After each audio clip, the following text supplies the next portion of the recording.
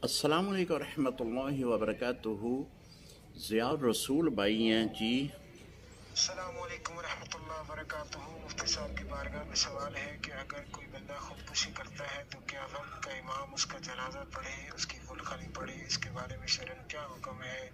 मेहरबानी करके इसका जवाब इरशाद फरमाएं।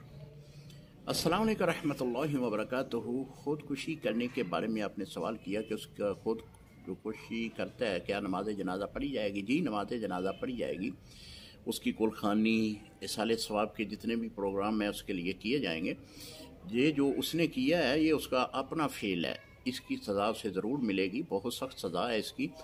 जिस ज़रिए से वो खुदकुशी करता है वो ज़रिया क़यामत तक उसको दिया जाएगा, उसी तरह बार बार अपने आप को मौत देगा, बहुत सख्त सज़ा है। लेकिन उसकी नमाज जनाजा पढ़ी जाएगी। इसी तरह उसकी कुलखानी है, चिहलम का ख़त्म है या इसाले सवाब के जो भी प्रोग्राम हैं वो उसके किए जाएंगे। डाकू के मतलब है कि डाकू डाका जनी करते वक्त मारा जाए तो उसका नमाज जनाजा नहीं है, बाकी सभी मुसलमानों का नमाज जनाजा पढ़ा जाता है। अस्सलामु अलैकुम रहमतुल्लाहि व बरकातुहू।